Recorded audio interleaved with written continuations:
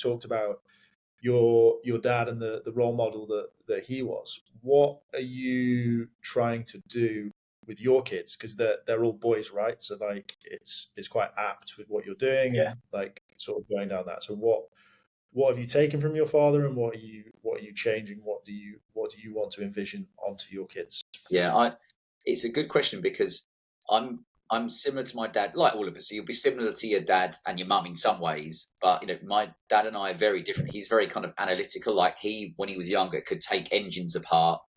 He can do wiring, plumbing, all that stuff. I'm just not interested in that stuff. I never have been.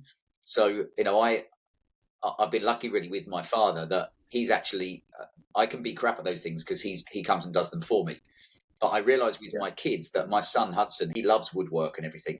So I have to kind of force myself to be interested in it because I know he's looking to me to kind of test things out. So it's a real balancing act with kids because you want to, you shouldn't be there to be your child's friend as such. You want them to look up to you and they know they feel safe and secure and, they can trust you and they can come to you with anything. But you also have to have some level of discipline with children so they don't just take the piss, which is really hard with little boys or girls. Kids of that age have no ability to listen to instructions.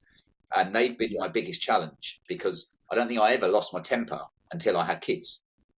And I was interviewed or interviewed a psychotherapist who spoke about that, where, sometimes what you realize as a man is that until you have kids, like no one's ever laughed in your face.